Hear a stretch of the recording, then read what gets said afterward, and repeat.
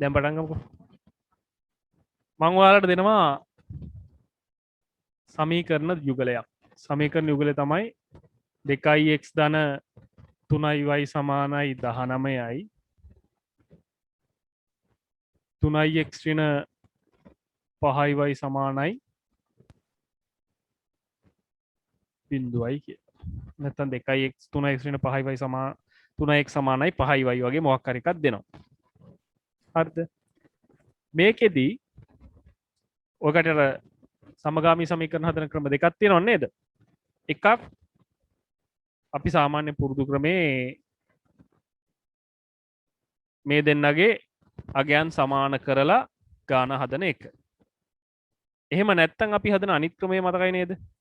ඒක තමයි මාත් කිව්වේ ලේසි ක්‍රමය එක. ඒකෙදි අපි කරන්නේ මෙතන තියෙන එක පදයක් මම උක්ත කරනවා. එක්ක x පදය උක්ත කරනවා. එහෙම නැත්නම් y පදය උක්ත කරනවා. මේකෙදි මං ලේසි හින්දා x පදය උක්ත කරනවා. x පදය උක්ත කරාම වෙනවා 2x සමානයි 19 ධන 3y එහාට යද්දී ඍණ 3y. මේක මං ගන්නවා පළවෙනි සමීකරණය විදියට. ඊළඟට මම උක්ත කරනවා මේකෙදි 3x සමානයි බිඳුව අපිට වැඩක් නැහැ. ඍණ 5y මෙහාට එද්දී ධන 5y. මේක අපි ගන්නවා දෙවෙනි සමීකරණය කියලා. ඊට පස්සේ පළවෙනි සමීකරණය බෙදනවා දෙවෙනි සමීකරණේ. මේකෙදි අපිට ඉස්සරහා තියෙන සංගුණක සමාන කර කර ඉන්න ඕන වෙන්නේ නැහැ. ඒක තමයි තියෙන වාසිය. එතකොට 2x බෙදනවා 3x කින් 19 ඍණ 3y බෙදනවා 5y ගේ. x to x කැපෙනවා. දැන් මම නොදන්නා එක පදයක් අයින් කරගෙන ඉවරයි. x අයින් කරගෙන ඉවරයි. දැන් මට තියෙන y විතරයි සුළු කරලා හදාගන්න. මම දානවා හරස් ගුණිතය. දෙවරක් 5y කියන්නේ 10යි y කියලා එනවා. මෙතනින් එනවා 3 වරක් 19 ඍණ 3යි y කියලා. එතකොට 10යි y සමානයි 3න් වැඩුණාම එනවා 57 අඩු කිරීම 9යි y. ඍණ 9යි y මම මෙහාට අරන් එනවා. එතකොට එයා ධන 9යි y වෙනවා 57යි 19යි y සමානයි 57යි දෙපැත්තම බෙදනවා 19න් අපිට එනවා y සමානයි 3යි කියලා. y සමානයි 3යි කියලා එනවා. ওই විදිහටම මම ඊළඟට මොකද කරන්නේ? y සමානයි 3 මේ කැමති එකකට. ලේසිම මෙයාට ආදේශ කරන එකනේ. ආදේශ කරනවා 2කට. එතකොට 3යි x සමානයි 5යි y වෙනුවට දානවා 3. දෙපැත්තම බෙදනවා 3න්. එතකොට x සමානයි 3ට 3 කැපෙනවහම 5යි කියලා එනවා. මේ ක්‍රමේ ලේසි ඇත්තටම මට ඇහෙන්නේ නැහැ චුටු චුටු ගාන එක.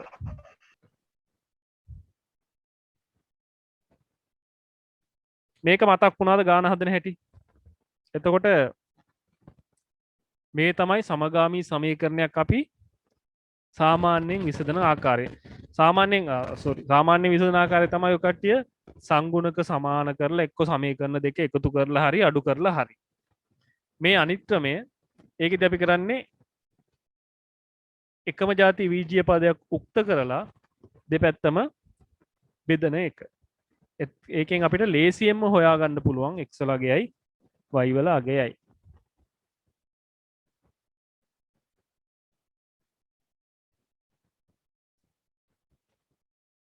හරි. මේ ගානදී මොකද වෙලා තියෙන්නේ? ඔය කට්ටියට ඇවිල්ලා තියෙන පදයක තියෙනවා භාග සංඛ්‍යාවක්. එතකොට මේ භාග සංඛ්‍යාවේ හරේ තියෙන සංඛ්‍යාව අපි අයින් කරන්න ඕනේ. එහෙම අයින් කරන්න නම් හිතන්න මේ තුනේ ඉලක්කම අයින් වෙන්න නම් මම මේ මුළු සමීකරණයම වැඩි කරන්න ඕනේ තුනේ. මම කරන්නේ පළවෙනි සමීකරණය වැඩි කරනවා තුනේ. පළවෙනි සමීකරණය තුනෙන් වැඩි වුණාම අපිට එනවා මේක 3ට 3 කැපෙනවා 2x 3 වරක් 3 9y සමානයි 3 වරක් 7 21යි. මම මේක ගන්නවා තුන්වෙනි සමීකරණය විදියට. ඊළඟට දෙවෙනි සමීකරණය මම වැඩි කරනවා පල්ලෙහා 6 ඉලක්කම කැපෙන්න 6. එතකොට එනවා 6ට 6 කැපෙනවා x ධන 5 වරක් 6 30y සමානයි 6 වරක් 6 36යි. මේක මං ගන්නවා හතරවෙනි සමීකරණය විදියට. ඊළඟට මං කරන්නේ අර ඉස්සෙල්ලා වැඩිමයි. දැන් මට සමීකරණ දෙකක් තියෙනවා. ඕනනම් සංගුණක සමාන කරලා එකතු කරලා හරි අඩු කරලා හරි හදන්න පුළුවන්. එහෙම නැත්නම් මේකෙදි මම උක්ත කරගන්නවා 2x 21 ධන 9y මෙහාට යද්දි ඍණ 9y මේ තුන්වෙනි සමීකරණයෙන් මං ගත්තේ හතරවෙනි සමීකරණයෙන් මං ගන්නවා x සමානයි 36 ඍණ 30y. මේ දෙන්නව මම බෙදනවා. තුන්වෙනි සමීකරණය හතරවෙනි සමීකරණය දෙක බෙදනවා. එතකොට මේක x x කැපෙනවා. මේක x කැපෙනවා. එතකොට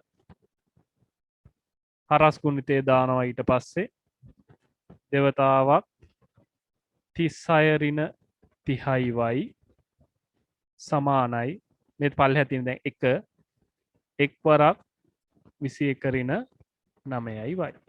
මේක දෙකෙන් වැඩුණාම එනවා 72 ඍණ 60y සමානයි 21 ඍණ 9y.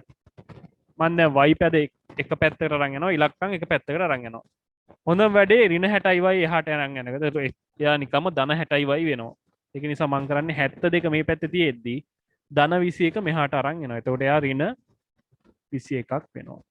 ඍණ 60y එහාට යද්දි ධන 60y වෙනවා. මේ පැත්තේ ඉතුරු වෙනවා ඍණ 9y. මෙතනින් එනවා 51ක් සමානයි 69ක් ගියාම ඒකත් 51යි. දෙපැත්තම 51න් බෙදනවා. එතකොට අපිට එනවා y සමානයි 1යි කියලා. y සමානයි 1 මේ සමීකරණ දෙකෙන් එකකට ආදේශ කරලා අපිට x වල අගය හොයාගන්න පුළුවන්. හිතන්න මම හතරවෙනි සමීකරණයට ආදේශ කරනවා කියලා. හතරවෙනි සමීකරණයට ආදේශ කරොත් x ධන 30යි y වෙනුවට දානවා 1 සමානයි 36යි x ධන 30 30ක් 1 30යි x සමානයි 36 අඩු කිරීම 30.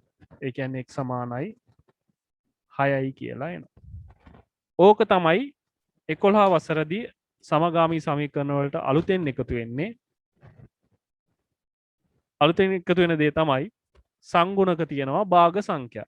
එතකොට අපි කරන්නේ හරේ තියෙන සංඛ්‍යාව ඉවත් වෙන විදියට මුළු සමීකරණයම වැඩි කරලා අලුතෙන් සමීකරණ දෙකක් හදා ගන්නවා. ඊට පස්සේ අර අපිට පුරුදු විදියටම ගාන හදාගෙන යනවා. හරි. මෙතනදීත් ඔය කට්ටියට දැන් පේනවා ඇති ආයෙත් සමීකරණ දෙකක් තියෙනවා. ওই සමීකරණ දෙකේම හරයන් තියෙනවා. ඒ කියන්නේ භාග සංඛ්‍යා සංගුණක විදියට තියෙනවා බීජීය පදවල.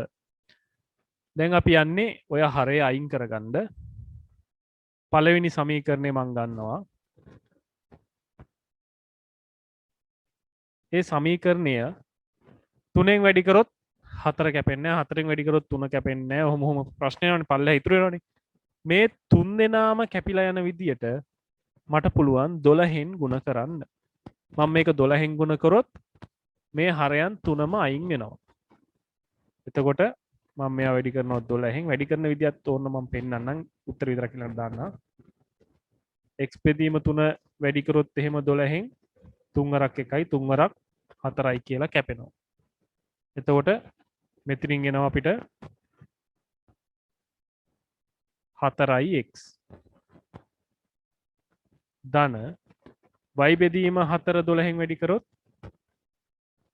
4 වරක් 1යි 4 වරක් 3යි කියලා එනවා. එතකොට එතනින් එනවා 3යි y සමානයි 12න් 11 12 වෙනවා 12ට 12 කැපිලා උත්තරේ එනවා 11ක් කියලා. මේක මම ගන්නවා තුන්වෙනි සමීකරණය කියලා. එතකොට දෙවෙනි සමීකරණය 4න් වැඩි කරා නම් පල්ලෙහා තියෙන 4 ඉලක්කමයි 2 ඉලක්කමයි දෙකම කැපෙනවා. ඒකින්ද මම දෙවෙනි සමීකරණය වැඩි කරනවා 4න්. එතකොට 4ට 4 කැපුණාම x කියලා එනවා. දෙවරක් 1යි දෙවරක් 4 දෙවකයි කියලා කැපිලා මෙතනින් එනවා 2y සමානයි මේක 4න් වැඩිුනහම 4යි කියලා. මේක අපි ගන්නවා 4 වෙනි සමීකරණය කියලා. දැන් මම මේ දෙන්න උක්ත කරන්න යන්නේ. මේකේ 4x උක්ත කරාම මෙතනින් එනවා 11 ඍණ 3y කියලා. මේක x උක්ත කරාම එනවා 4 ඍණ 2y කියලා. දැන් මං හදන්නේ මේ දෙන්නව බෙදන්න. මේ තුන්වෙනි සමීකරණයෙන් ආපු උත්තරේ මේ හතරවෙනි සමීකරණයෙන් ආපු උත්තරේ මම දැන් තුන්වෙනි සමීකරණය හතරවෙනි සමීකරණයෙන් බෙදනවා. එතකොට මේ පැත්තත් බෙදනවා මේ පැත්තත් බෙදෙනවා. x x කැපිලා යනවා. මේ x මේ x කැපෙනවා. මන් දාන මෙතන හරස් ගුණිතය 4 වරක් 4 ඍණ 2y සමානයි 1 වරක් 11 ඍණ 3y. වැඩි වුණාම එනවා 16 ඍණ 8y සමානයි 11 ඍණ 3y. ඍණ 8y එහාට අරන් යන එක ලේසි. එතකොට 16 ධන 11 මෙහෙට එද්දි ඍණ 11ක් වෙනවා. ඍණ 8y මෙහාට යද්දි ධන 8y වෙනවා. ඍණ 3y මේ පැත්තේ හිමම තියෙනවා. 16 11ක් ගියාම මෙතනින් එනවා 5යි. මෙතන එනවා 5යි y. එතකොට දෙපැත්තම 5න් බෙදුවාම මට එනවා y සමානයි 1යි කියලා. හැම වෙලෙම y ට උත්තරේ එකක් එන්නේ නැහැ. මම හදපු ගණන් දෙකෙන් y ට උත්තරේ එකක් ආවා. ඊට පස්සේ කලින් වගේමයි y සමානයි 1 කාට හරි ආදේශ කරනවා. 4ට ආදේශ කරන එක ලේසි. 4ට ආදේශ කරනවා. එතකොට x ධන දෙවරක් 1 සමානයි 4යි. x ධන 2 සමානයි 4යි. ධන 2 එහාට යද්දී ඍණ 2ක් වෙනවා. එතකොට x සමානයි 4න් 2ක් අඩු වුණාම 2යි කියලා එනවා. කෙලින්ම මේ වගේ සමීකරණ දෙකක් આવොත් අපිට කෙලින් ලේසියෙන් හදාගන්න පුළුවන්. එහෙම නැතුව මෙහෙම භාග සංඛ්‍යාව ආවොත් අපි කරන්නේ ඒ සංඛ්‍යාවල තියෙන හරය ඉවත් කරගෙන ඊට පස්සේ අර අපි පුරුදු විදියටම ගාන හදාගෙන යනවා. හරි නේද? ලියා ගන්න ගානක්. නිමල් ළඟ ඇති මුදල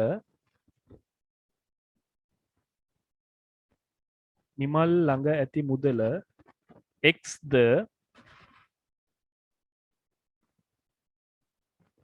කමල් ළඟ ඇති මුදල y ද වේ. නිමල් ළඟ ඇති මුදල x ද කමල් ළඟ ඇති මුදල y ද වේ. නිමල් ළඟ ඇති මුදලින් 5න් එකක් කමල් ළඟ ඇති මුදලින් 6න් එකකට සමාන වේ. නිමල් ළඟ ඇති මුදලින් 5න් එකක් කමල් ළඟ ඇති මුදලින් 6න් එකකට සමාන වේ. නිමල් ළඟ ඇති මුදලින් හරි අඩක් නිමල් ළඟ ඇති මුදලින් හරි අඩක් කමල් ළඟ ඇති මුදලින් තුනෙන් එකකට වඩා රුපියල් 25ක් වැඩි නම් සමගාමී සමීකරණ ඇසුරෙන් ඔවුන් දෙදෙනා ළඟ ඇති මුදල් වෙන වෙනම සොයන්න.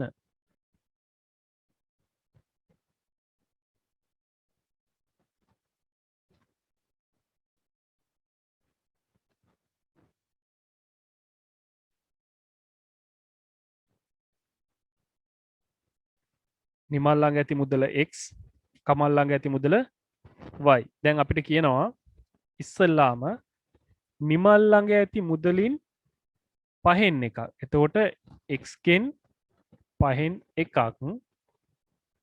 කමල් ළඟ ඇති මුදලින් 6න් එකකට. ඒ කියන්නේ y ගෙන් 6න් එකකට සමානයිලු. x ගෙන් පහෙන් එක y ගෙන් 6න් එකකට සමානයිලු. එතකොට මේ තමයි පළවෙනි සමීකරණය. ඊළඟට අපිට කියනවා නිමල් ළඟ ඇති මුදලින් හරි අඩක්. ඒ කියන්නේ x ගෙන් දෙකෙන් එකක්. කමල් ළඟ ඇති මුදලින් තුනෙන් එකකට වඩා මේකෙන් තුනෙන් එකට වඩා රුපියල් 25ක් වැඩිලු. වැඩි නම් අපි මේකට තව 25ක් එකතු කරන්න ඕනේ. එතකොට මෙයා ගාව තියෙන මුදල මෙයාගේ තුනෙන් එකට වඩා තුනෙන් එකට තව රුපියල් 25ක් එකතු කරාම එන මුදලට සමාන වෙනවා. මේක මං ගන්නවා දෙවෙනි සමීකරණය විදියට. x පද දෙක උක්ත වෙලා තියෙන නිසා මම මෙහෙම සමීකරණේ තියාගන්නවා. ඔය කට්ටිය හදන්නේ එකතු කරන අඩු කරන ක්‍රමයට නම් මේ දෙන්නව මේ y පද දෙක මෙහා පැත්තට අරගෙන එන්න. දැන් මම පළවෙනි සමීකරණය හරිය ඉවත් කරන්න ඕනේ. ඒකින්ද පළවෙනි සමීකරණය වැඩි කරනවා 5යි 6යි දෙන්නම කැපෙන්නේ එයාගේ කුඩා පොදු ගුණාකාරයෙන් ගුණ කරොත්. එතකොට 5යි 6යි දෙන්නගේ කුඩා පොදු ගුණාකාරය ඉන්නේ 30. ඒකින්ද මම මෙයා වැඩි කරනවා 30න්.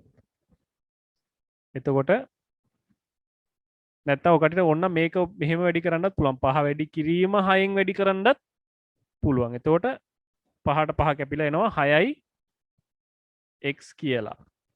එතකොට මෙයාවත් වැඩි කරනවා 5 වැඩි කිරීම 6 නේද? එතකොට 6ට 6 කැපිලා එනවා 5යි y කියලා. මේක තමයි පළවෙනි සමීකරණයෙන් මම ගත්තේ. මේක වයිකින්ද මම ගන්නවා තුන්වෙනි සමීකරණය කියලා. ඊළඟට දෙවෙනි සමීකරණය 2යි 3යි දෙන්නම කැපෙන්න මම වැඩි කරන්න ඕනේ 6න්. එහෙම නැත්නම් 2 වැඩි කිරීම 3. එතකොට 2ට 2 කැපුණාම මෙතනින් එනවා 3යි x කියලා. සමානයි මෙයා 2 වැඩි කිරීම 3න් වැඩි කරාම 3ට 3 කැපිලා එනවා 2යි y. ධන මෙයාවත් වැඩි කරන්න ඕනේ 2 වැඩි කිරීම 3. හැම පදයක්ම එක පදයක්වත් අතාරින්න බෑ. භාග නැහැ කියලා එයාවත් ඇරලා යන්න බෑ. 25 වරක් 2 50යි 50 වරක් 3 150යි. මේක ගන්නවා අපි හතරවෙනි සමීකරණය කියලා. දැන් උක්ත කරලා තියෙන්නේ දැන් තියෙන්නේ බෙදන්න මම බෙදනවා තුන්වෙනි සමීකරණය හතරවෙනි සමීකරණය. එතකොට 6ix බෙදනවා මම 3ix වලින් 5y බෙදීම 2y ධන 150. මෙතනදී x x කැපෙනවා 3 වරක් 1යි 3 වරක් 2යි කියලා මෙයාවත් කැපෙනවා. දැන් දාන්න තියෙන්නේ හරස් ගුණිතය. එතකොට අපිට එනවා දෙවතාවක් 2යි y ධන 150 සමානයි 5යි y කියලා. මෙතෙන්ද වෙන්නේ මේක වැඩුණාම එනවා 4යි y ධන 300 සමානයි 5යි y. එතකොට 300 සමානයි 5යි y ඍණ 4යි y. ඒකෙන් එනවා 300 සමානයි y කියලා. ඊට පස්සේ y සමානයි 300 ආදේශ කරනවා අපි තුන්වෙනි සමීකරණයට. එතකොට 6x සමානයි 5යි වැඩි කිරීම 300 දෙපැත්තම 6න් බෙදනවා. එතකොට නෝ x සමානයි 200.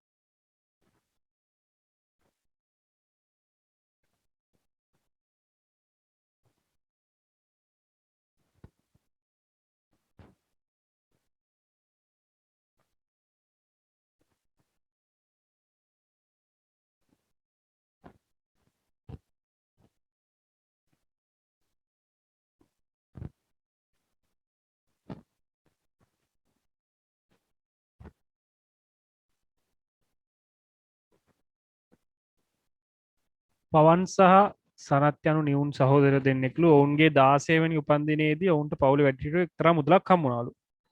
හරිද? එතකොට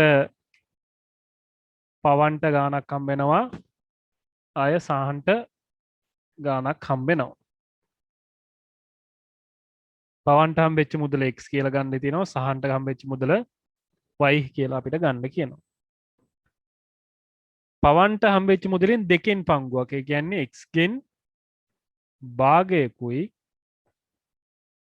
සහන්ට හම්බෙච්ච මුදලින් 3න් එකක් y ගෙන් 3න් එකකුයි. මේ දෙක එකතු කරලා එයාලා ගන්නවා ටී-ෂර්ට් දෙකක්. දෙදෙනාටම වැය වුණාලු 1200ක්. එතකොට මේ දෙකම ගියපු මුදල 1200යි. ඊළඟට අපිට කියනවා ඉතිරි මුදල. මෙයා භාගයක් දුන්නට පස්සේ තව භාගයක් ඉතුරුයි. භාගයයි x. මෙයා 3න් එකක් දුන්නාම තව 3න් දෙකක් ඉතුරුයි. 3න් 2යි y. මෙයා 3න් එකක් දුන්නා. එයාට එතකොට ඉතුරු ගාන 3න් 2යි. මේවා වැය කරලා 900 බැගින් වටින කලිසම් දෙකක් මිලදී ගන්නලු. එකක් 900යි නම් දෙකම 1800යි. ගන්නවා මම සමීකරණ දෙකක්. මේ දෙන්නම හදා ගන්න ඕනේ. මම එකින්ද දෙන්න වැඩි කරන් තියෙන 6න්. පළවෙනි සමීකරණය වැඩි කරනවා 6න්. එතකොට එනවා දෙවරක් 1යි දෙවරක් 3යි කියලා කැපිලා 3x ධන මෙයා 6න් වැඩි කරද්දි 3 වරක් 1යි 3 වරක් 2යි කියලා කැපිලා 2y සමානයි. මෙයා 6න් වැඩි කරාම එනවා 7200. මේක මං ගන්නවා තුන්වෙනි සමීකරණය විදියට.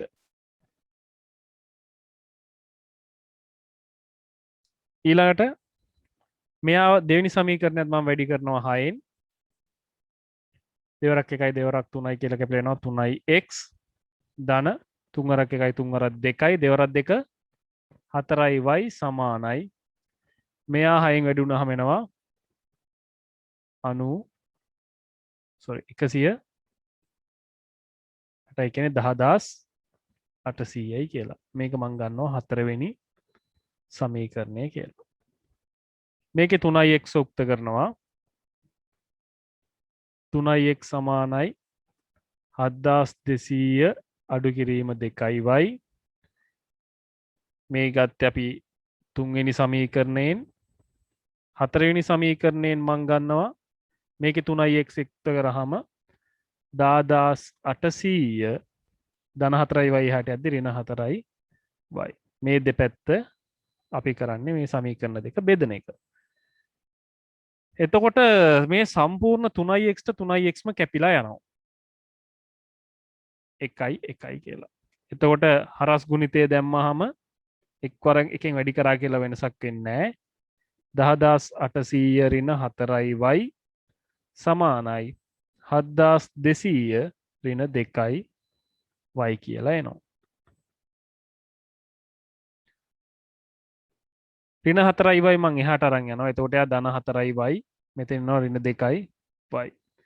10800 අඩු කිරීම 7200යි. මෙතනින් එනවා 2යි y සමානයි 3600යි. දෙපැත්තම දෙකෙන් බෙදුවහම y සමානයි 1800යි කියලා.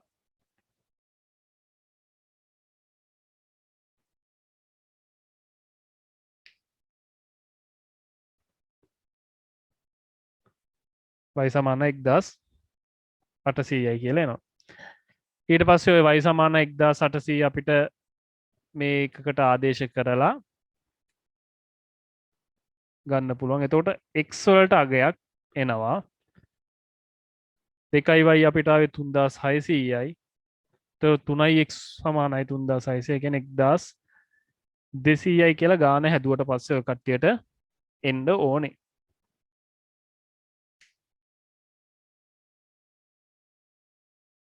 ඒ ගණන් ඇවිල්ලා ගොඩාක් අමාරු ගණන් නෙමෙයි. සාමාන්‍යයෙන් O level විභාගෙට ඔය කට්ටියට ලකුණු 6ක් 7ක් අතර ප්‍රමාණයක් හම්බෙන ගානක් තමයි මේකෙන් හම්බෙන්නේ. ඊට අමතරව අසමානතා හරි සරල සමීකරණ හරි ඔයාලා තුන්වෙනි වාරයේදී ඉගෙන ගන්නවා න්‍යාස කියලා පාඩමක්. ඔන්න ඔය න්‍යාස පාඩමෙන් හරි කොටසක් එනවා. ඉතුරු ලකුණු ටික ගන්න. ලකුණු 10 ප්‍රශ්න එන්නේ. එතකොට ඒ ටික ඔය කට්ටියට කිසි ගැටලුවක් නැතුව අරගන්න පුළුවන්.